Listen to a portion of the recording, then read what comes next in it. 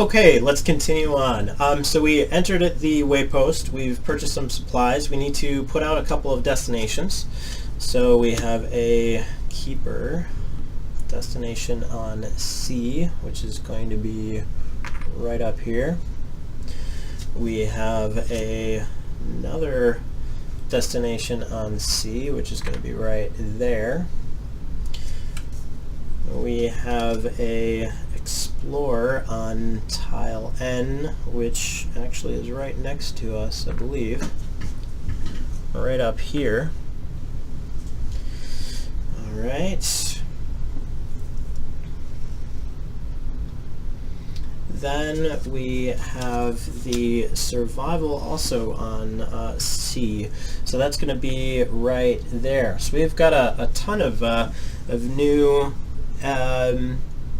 destinations near us. So at the end of this turn, we are going to increase the fate tracker by 1. Hyperion is going to move 3. 1, 2, 3, and he is moving closer to number 2, all the way over there. Okay. The next thing that we're going to do, I think we're going to make our way over to Hathowyr here. That's definitely what we're going to do. We're going to try and save Hathowyr, the Great Owl. Should we do a destination now that we've found one here? Should we do one before we get there? Yeah, we should. Alright, so we're going to do 1, 2, 3, 4. We're going to stop at that location. We're going to roll all 3 of our dice for the skill phase here. We make everything, so that gives us 2 gold. Alright, then we are going to have a circumstance. And let's see what that becomes here. It's a 5 Elven Highguards. So the Elven Highguards can actually be influenced, and they give a fragment. So that's actually good. All right. So this round, I think I'm going to. So they have 16 Soul Shield. They have 20 influence. They have 16 health and 18 energy. So that looks like that on our battle mat here. Alright, so then I am going to use Healing Ray, which is going to create 4 motes. I'm going to spend 2 energy in doing so. I'm also going to use the Starflower's ability for the first time since we've obtained it. And the Starflower, let's just read that. The heal, once per game turn, it may be used to heal health equal to the number of essence vines the group carries. We carry 19. The heal affects either the group or one opponent, and its effect takes place after all damage is resolved at the end of a combat round. So we're going to use that heal on our opponent to do 19 influence. Alright, you can see the power of this now because they are successfully influenced at 20. We have a fairly good chance of doing this in the first round. I'm also going to spend 1 energy to defend at half rank, so let's see what they do. So that's a 3. Group health and energy. They spend 4 energy to do this, and any hero who heals the High Guards becomes tethered next round. Well, that does not matter. I did 5 damage to them, so that means I can heal that target's health with my Healing Ray using the 4 motes that I created this turn. So I created 4 motes. Each mote heals for 4. I'm dealing 5 health damage to their soul shield. So that means my Healing Ray can actually be used to heal them. Alright, so that means we have successfully influenced them. I take 5 health and 5 energy damage. I go down to 10-3. I actually was defending for half, so I go up 3 more, so I'm at 13 and 6. Alright, and they're successfully influenced. We get to place 1 additional destination card on each relic in play. We get 4 gold, 3 food, and a fragment. Also, the fate tracker goes up by 1. We can ignore this. It's the first one of the turn. We will roll our d8, and that is not a hex. Alright, so we get 4 gold, 3 food, which is good, and a fragment. Let's see what this is. This is the figurine. We can't ignore this one, so the fate tracker goes up by 1. We can, however, take either a 2 on our defend or 2 power-up cards.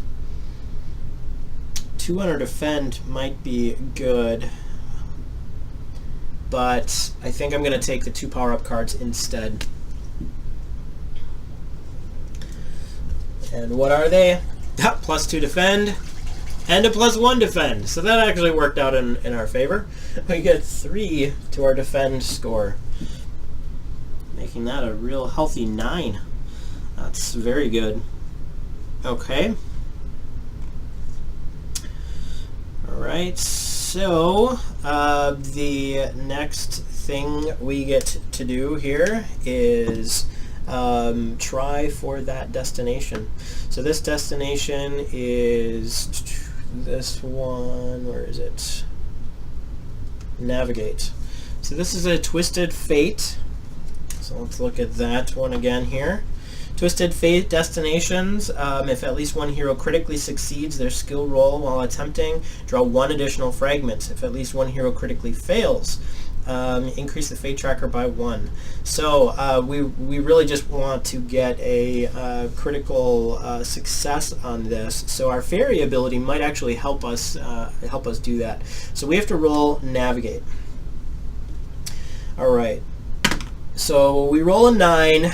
I can use, let's read the fairy ability. Fairies are spirits who rarely reveal themselves but enjoy aiding others. Anytime a hero rolls a skill die, you may spend 3 energy to lower the roll result by 2. So I can reduce that by 2, meaning it becomes a 7, which is a success. So that means I go down to 3 energy. We succeed on the navigate roll. We don't get a critical success, but that's okay. Alright, then the next thing that happens is the bonus for this is a Essence Vine. So we will roll that. I'm just going to get the -2 this time. -2 is a 6, so I do not get the Essence Vine. We get to draw the card. This is the ring. I'm going to just take the power-up card for the ring here. +1 defend again. So we are up to 10 on our defend value. That's going to seriously help us in combat here, reducing the damage that we take at least. Then at the end of the turn, the fate tracker goes up by 1. The Hyperion moves 1, 2, 3 closer toward his target of the Death Moth. And then it's our turn once more. We'll get rid of our navigate destination here. Oh, I didn't put out the destinations for the Elven Highguard, so we get to do that. So there's an incursion on I. There's a bounty for the 7th boss. The last hero, that is our living card. We actually don't have those online yet, so put that here. Navigate on B, and a bounty for the 8th boss. Alright, so if we look at that, B is right here. and that's going to be right there. And that's the only one we have on the board at the moment. All right, so that is the end of that round, turn. We're going to move 1, 2, 3, 4, and that's going to allow us to open up a new hex tile on the side of the board.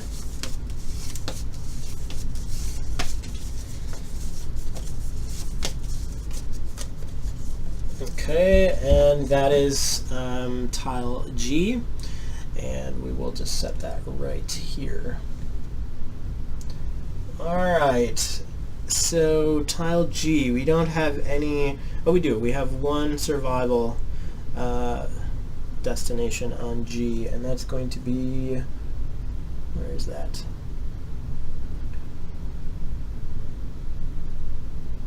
Right here. Okay, and we also have another one on G. It's going to be right there. Okay, so we end movement on the on Hathowyr. I think I'm going to use a Constitution booster and a Remedy tonic. The Constitution booster, actually, not only that. I'm going to use my Healing Ray first during the movement phase, raise each hero's health or energy by 3. So I'm going to do that to raise my health. So it goes up to 16 plus the Constitution booster, and that is going to be 6. So I go up to 22 health. And then the Remedy tonic is going to heal 5 energy. And then we roll our skill dice.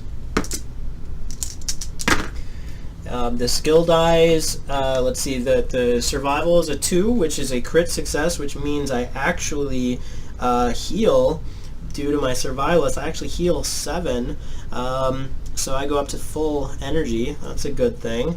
I miss the explore roll.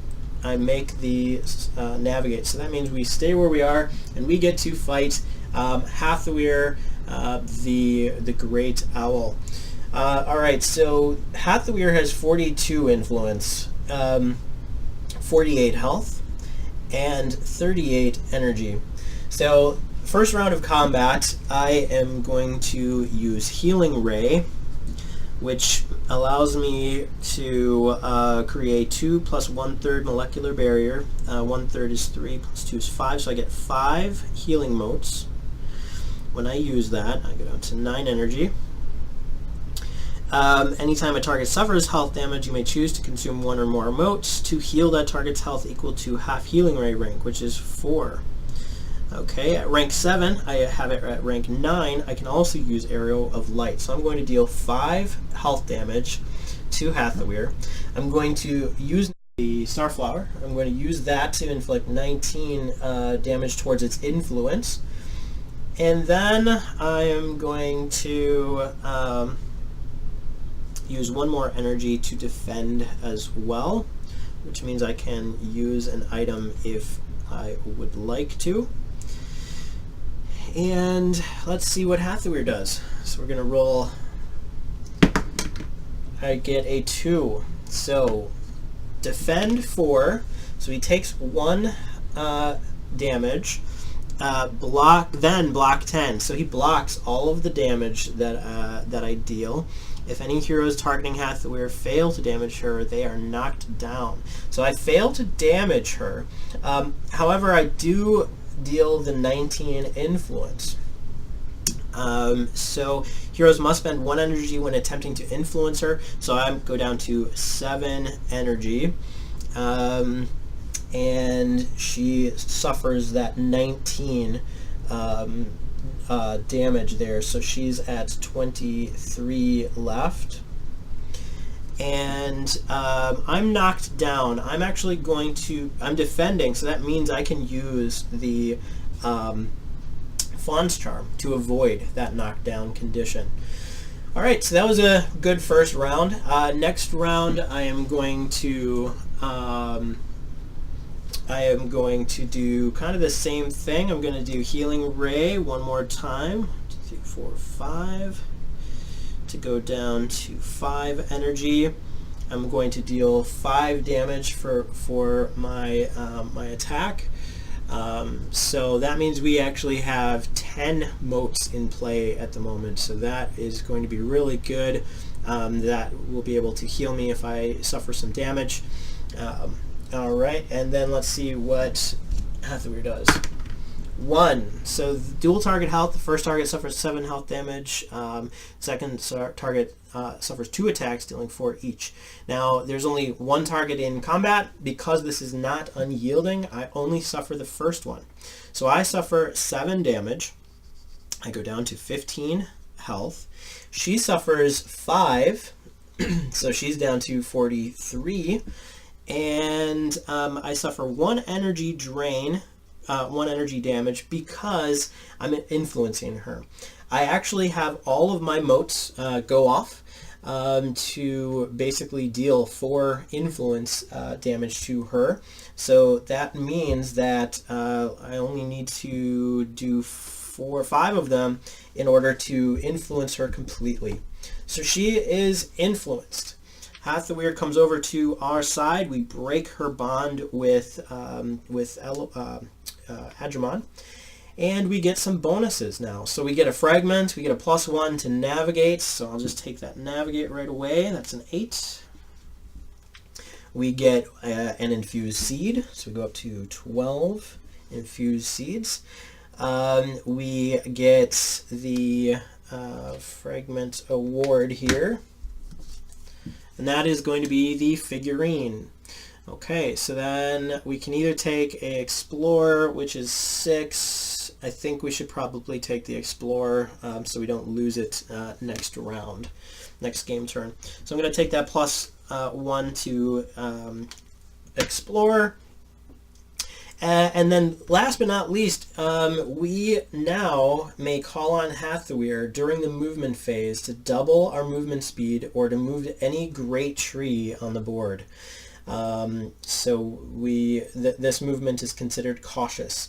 So once per game turn, per fate cycle, we can do that. So that's actually really cool. Okay, so Hathowyr is now on our side. Excellent.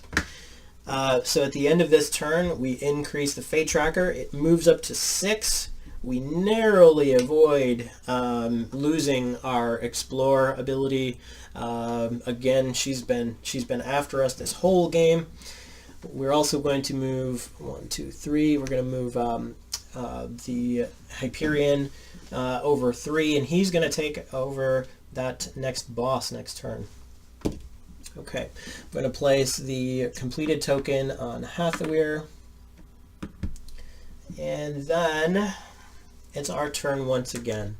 So I think what we're going to do is spend Hathowyr's movement bonus. She doubles her movement, so we're going to be able to go 1, 2, 3, 4, 5, 6, 7, 8, 9, 10. So we're going to get all the way over here, and our next target is Urgos. It is cautious movement, so that is awesome. We're going to roll all 3 of our dice, and we get a hex on navigate, so that means we might get an essence vine.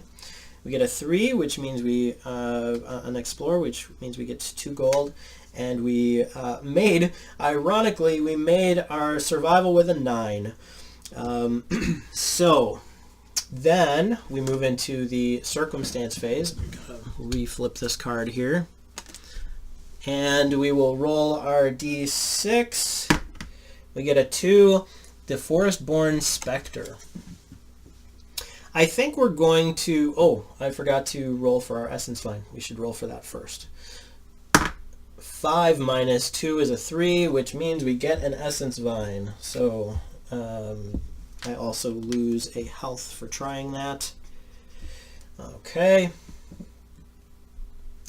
Then the next thing, so we have the Forestborn Spectre. I think we're just going to run from this battle, and by running we get to wander. We might actually wander into Urgos's lair, which would be the best thing ever. All right, so we're going to roll our green. We rolled a 6. That happens before the declaration phase, so we get to wander. Let's see if we get a 4. We get a 1. So we wander this way, which means we can't actually move onto the board that way. So I will leave that where that is. We replace the Forestborn Spectre with a new card. All right. So the next thing that happens is Hyperion reaches the boss at this location, which is the Death Moth. He destroys it and adds its power to Adramon's. So basically, Adramon's final soul shield, I believe. Let's just double check. All right. When it arrives on a boss location, the boss is defeated. Adramon's soul shield increases by 10 times the level of the boss. So that would be 20. So her soul shield, I'm just going to mark it right on the side here. When we go up against her, we'll begin at a plus 20. All right. So then the next thing that happens, we will move cautiously over to Urgos's lair here. I am going to roll these and check that out. We get a hex on our survival, which means our survival ability goes off and it heals us. Couldn't have come at a more opportune time. That actually heals us to full health and energy right before the battle. We get a 2 for HEXplore, which means we get a couple gold. And we make that navigate roll with a 2. Now, because we have the hex here, we do get to roll for a seed. We get to do that for free. We don't need to spend health or energy. We get a -2 bonus to the roll. An 8 becomes a 6. Is a success. So we have currently 13 seeds, 20 essence vines, and 1 heart of the forest. Tumnus, our Floromancer, he has 5 arrow of light, 10 for our defend, 8 for both masteries, really healthy, gotta make sure that's marked off, skills, and pretty decent health and energy at the moment. Alright, so then we get to go into combat with Urgos.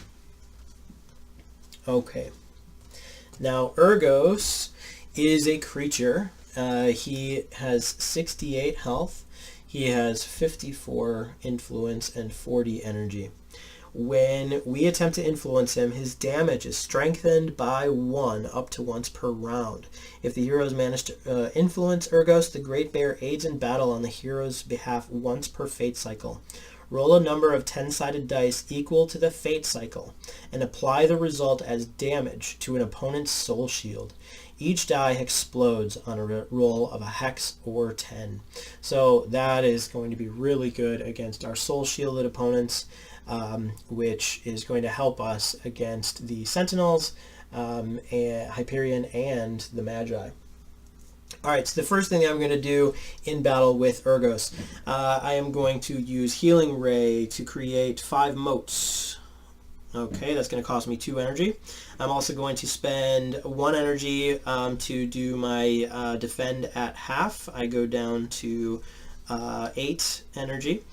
And then, let's see, we're going to use the Starflower to deal 20 influence damage. Because I'm using Healing Ray, I also get to use Arrow of Light for 5 attack damage. So this is kind of what our sheet looks like at the moment. We have 5 incoming. We have 20 toward the influence. And let's see what Urgos does to us. 5. So tooth and nail, unyielding, triple target, health and survival. Each target suffers 8 health damage. Targets who suffer multiple attacks have each additional attack reduced by 2 damage. Targets who suffer any damage must succeed in a survival roll or become vulnerable. Okay, so here's what happens. The first thing that happens is we have unyielding triple target health of 8 damage. So I am taking all of these attacks. So the first attack is at 8. The second attack is at 6. So that is 14. The next attack is at 4. So that is a total of 18 damage. I'm going to use two of my motes to heal 8. All right, so I take 10. I go down to 5 health. And I am going to roll my survival. I rolled an 8. That is a success. I'm also going to spend 2 of my energy to treat that success, because my fawn ability, as a critical, which means my survivalist trait kicks in and heals me again for 7. So I go from 5 to 12 health and from 6 to full energy. All right. So the next thing that happens, because Urgos suffers 5 damage, he goes down to 63. I have 3 motes left, which will be... Oh, and I was actually defending too, so I should be at full health because I was defending at half rank. So each one of those would have been defended by 5. So I would have been back up to full health with that heal from survival. All right, so then the Urgos. So that means I actually have 1 extra mote left. So 4, 16. So that's 36 incoming influence damage against his 54 here. So that's 18 left. And that would be next turn. Now his attacks are strengthened by 1 because I have influenced him. So next turn I'm going to do the same thing. I'm going to create 5 motes. I am going to attack him for 5 health damage, and I'm going to use Molecular Barrier to defend for half. So let's see what he does this round. A 3, Savage Maul, unyielding, multi-target health. Roll the 6-sided die to determine the number of targets. Targets may be targeted up to twice. All right, so 3. So I could be targeted twice. Each target suffers 4 health damage. Those who become targeted more than once also become frightened and begin to bleed. So I'm going to, because I'm defending, I actually defend all of that damage. I'm going to use the Fawn's Charm to get rid of frightened, but I have bleed now. So I am bleeding at the beginning of combat. I'm losing 1 energy, 1 health every round. So the nice thing is that I've dealt damage to Urgos, which means I can use my healing motes to heal him. So I'm doing 1, 2, 3, 4, 5 at 4, so that's 20. And that is enough to defeat him. So I'm going to spend 2 of my motes to heal for... Actually, I'll spend 3 of my motes to heal for 12. All right, so we've influenced both Urgos and the Great Owl, Hathowyr. So we get +2 to our health rank. So we go up to a 17 on that. We get a Essence Vine, which is we get a chance for an Essence Vine, I should say. I will use just the +2, -2 to the roll there. So that was a hex. So that means you get 2 instead of 1. So we get 2 Essence Vines. So that goes up to, what were we at? We were at 9. No, we were at 20. So that's 22 for our Essence Vines. That's pretty good. Last but not least, we get a fragment card. The fragment is the scepter, so this could be a +1 to our blue, a +1 to our green, or a power-up. Let's take the power-up. And that's +1 to our blue.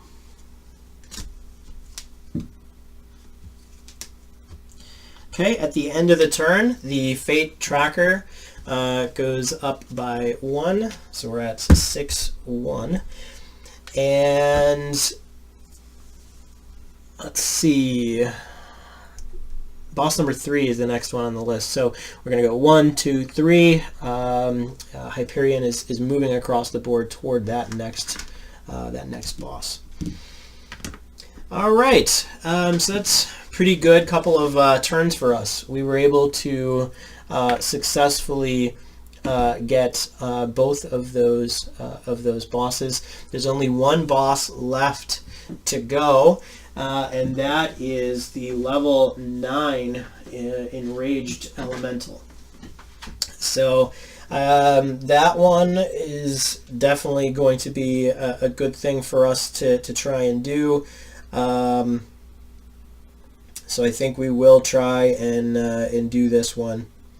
It will also give us an extra point of valor if we influence the Enraged Elemental, which I have not gotten yet. So that will be a third valor if we can do it. Okay, so next round we do have a destination right here. Looks like that is a survival. So I think we should do that one. Okay, so we're going to go 1, 2, 3. We are not moving cautious. We do not get gold. We succeed on both of the other 2. We get to roll for a circumstance. We roll a 5, and you've found a Rod of Detection. A Rod of Corrigan craftsmanship. The ornate piece is adorned with emeralds. You may use the Rod of Detection to reveal the top card of any deck except the villain deck. You may choose to place it at the bottom of the deck. You may do this 5 times before the Rod runs out of charges. So that's pretty good. I think what we'll do is we'll look at the top of the fragment deck and check it out. It is the amulet. So the amulet is one that we are after. That's definitely a good thing for us if we can manage to grab that one. Alright, so then we try our destination here. We are going to do this, it's a Twisted Fate. So Twisted Fate, again, if we critically succeed on this survival, we get 2 fragments instead of 1. So I think that's a pretty good thing to do. So there's a spot near the river's bend where all wildlife acts sluggish. A willow tree's delicate branches reach toward the ground, its leaves emitting a wall of putrid yellow mist. You see a fragment lodged deep in its bark. Alright, so we're going to roll survival. Sorry, that was off camera. 9. So I am going to use my Fawn's ability to make that a critical success. It's going to cost me 2 energy. We'll go down to 3. And that means we get the critical success bonus in the lower left-hand corner, which is a +1 to energy. So we would go up both current and max rank. Then we get to try for that seed. We need a, let's see, get a -2 to the roll. We roll a 3. That actually becomes a hex, which means we get 2 seeds. So we get 15 total seeds. That's awesome. Alright, and then we get 2 fragments. So let's put that here. We get the amulet fragment. So the 3 at the bottom of this is obviously one of either skill. We are definitely going to go with that HEXplore.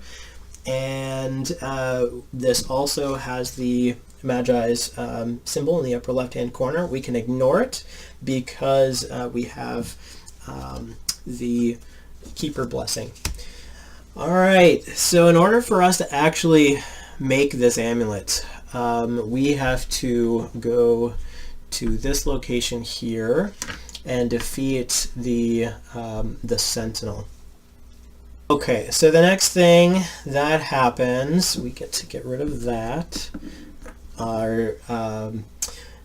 The fate cycle increases by 1, and he moves 3. 1, 2, 3. It continues to move to additional bosses until there are none remaining. Okay. So we would be in trouble. As soon as he's done here, he is going to go to the 9th boss. So I really think that I need to take out that 9th boss before he gets there. So this next turn, I think we are going to move... I think we are going to move 2. We'll move 3. We're just going to do it and see how that goes. I have 1 remedy tonic left, and I have my fawn ability to heal. Alright, I think we'll be okay. I think what we're going to do is we'll move to 3. We'll roll our skills. Alright, so we have 8, 8, and 3. We made it. We are going where we need to go. So that remedy tonic I'm using to increase my energy from a 4 to a... it heals 5, so we go up to 9 energy. And then...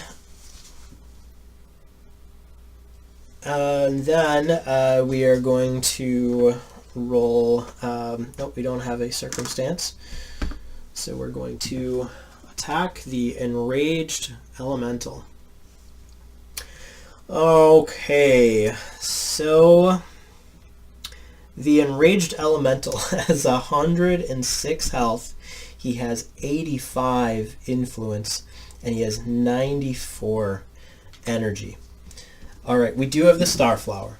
So, the first thing that I'm going to do is I am going to use Healing Ray to create 5 motes.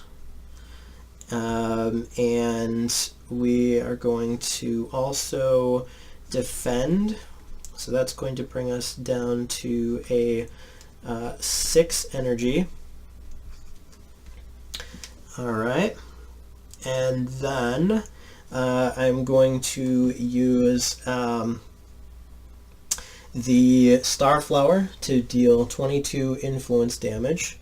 I'm using also my Arrow of Light for 5 to deal 5 health damage.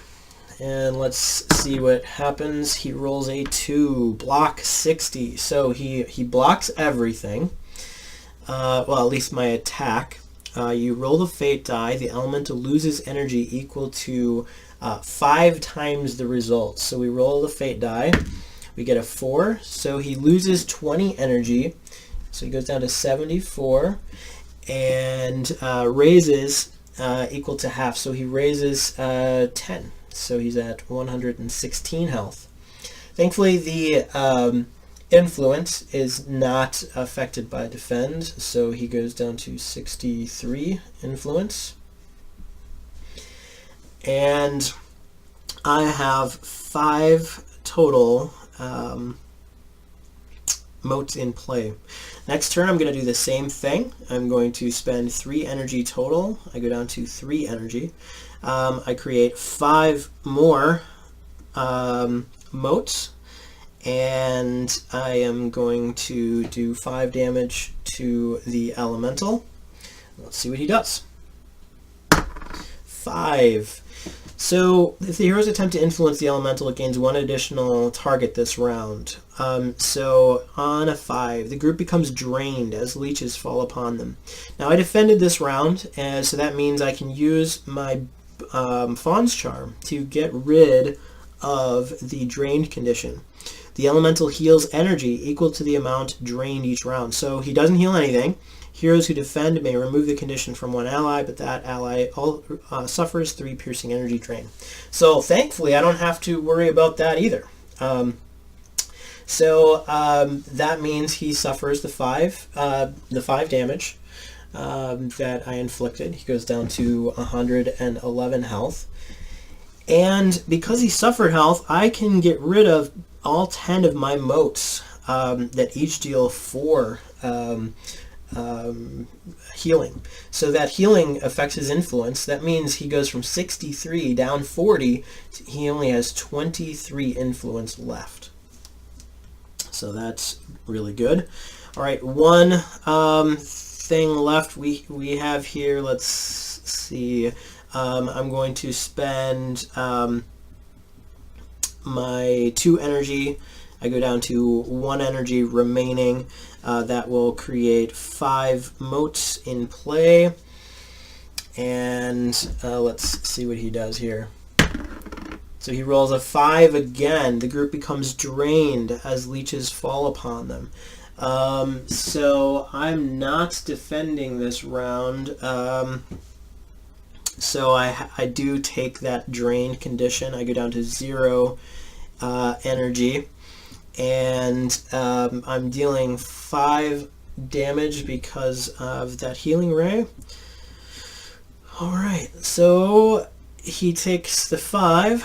I am drained, so I go down to 0 energy. He suffers 5, so he's at 106 health.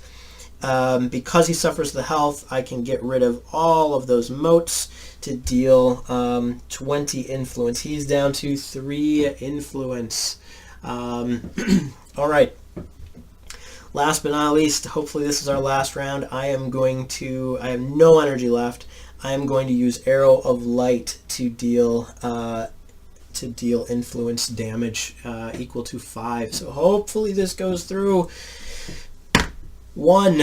Dual target health and explore its massive arms of swamp water and debris extend into the hero's area. Each target suffers 14 health damage. Oh, those who succeed suffer half damage. Okay, so it's an explore roll. I rolled an 8. I succeed. I take half damage is 7. So I go down to 10 health, 0 energy, and the elemental is subdued. He has 106 health left, but I was able to do enough that he is influenced. We get a Heart of the Forest out of that deal. So we will roll for that. We also get a +3 to our Explore roll. Our Explore rank, I should say.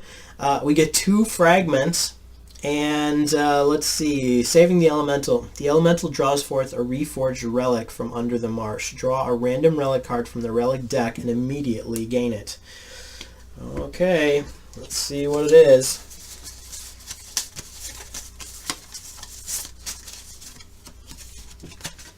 We have the Glaive of the Night.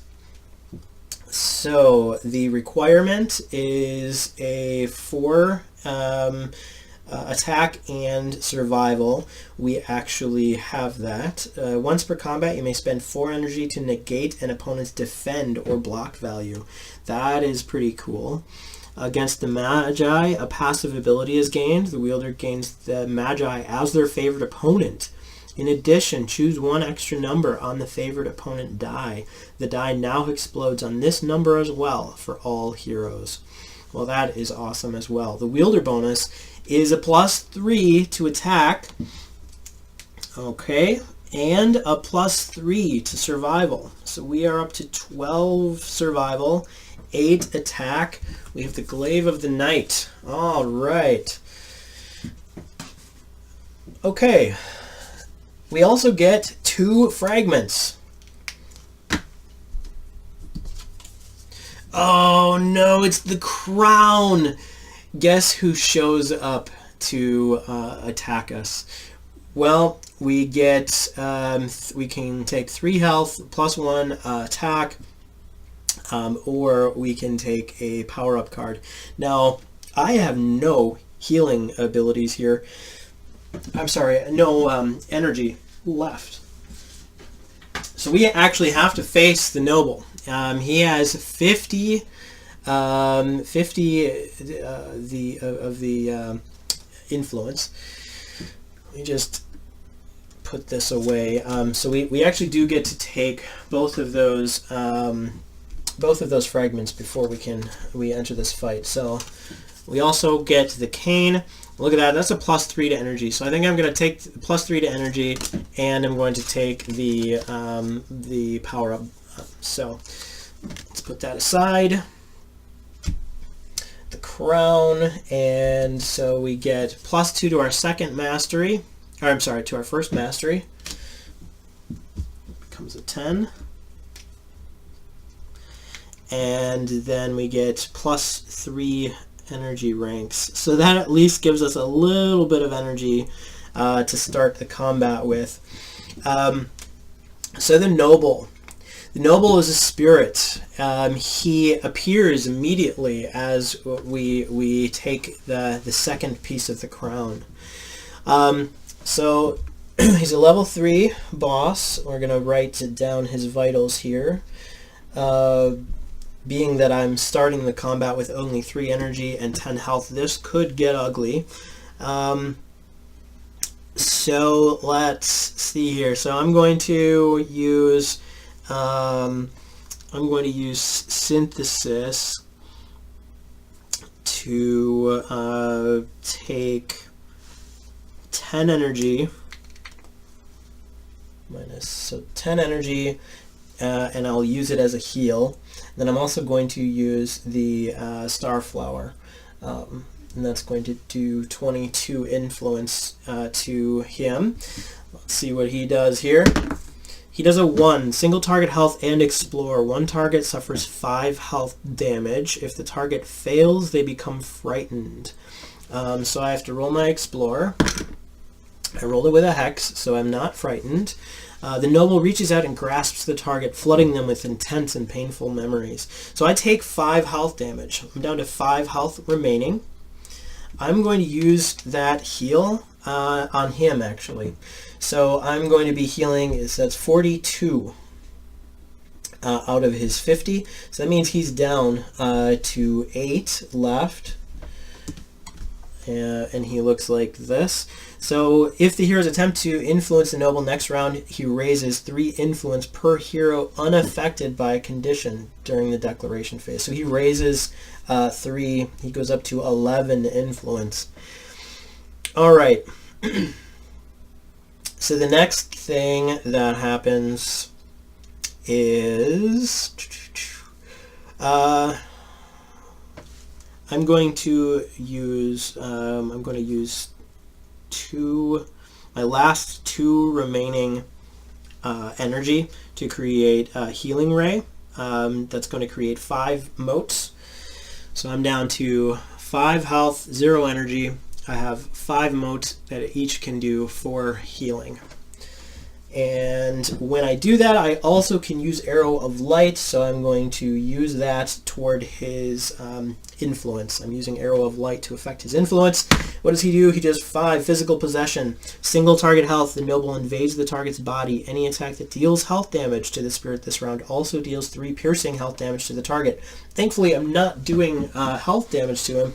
I'm doing energy damage to him.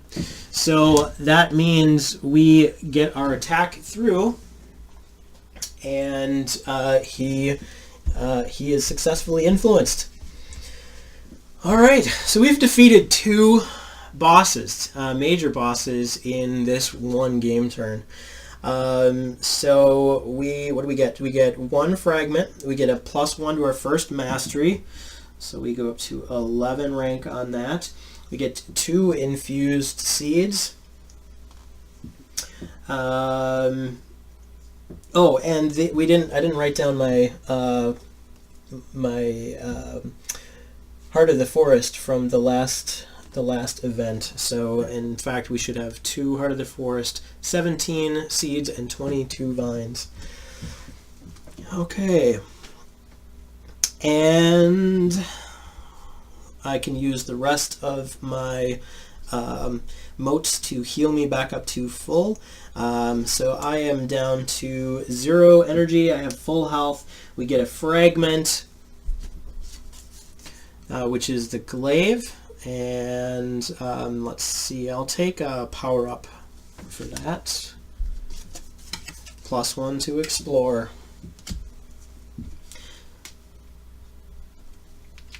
And then last but not least, the heroes gain the Blessing of the Moon. This blessing heals 2 lost health and energy before the movement phase of each game turn.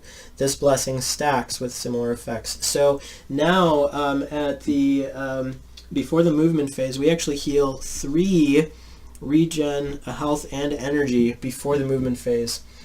So that is going to be very, very good. As soon as we get both pieces to the crown, we actually get to forge it. So let's see. So the crown of the noble. So I need to have +4 for all 3 of my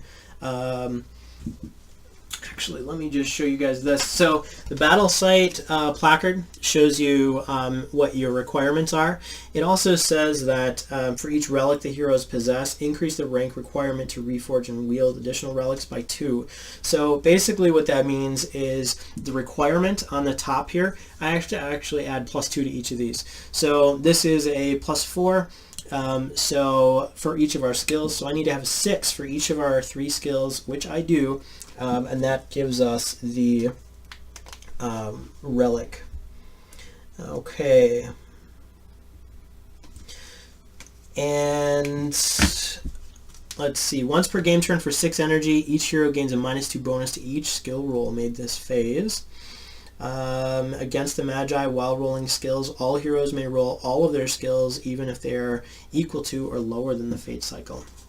All right, so now we have two relics just from that that one game turn. All right, at the end of the game turn, the Sentinel moves and takes over the 3rd boss. So he grants 30 extra soul shield plus that first 20 as a total of 50 soul shield for the Magi. Okay, I think we're at a good stopping point here. I'm going to clean up the board a little bit, and we'll come right back.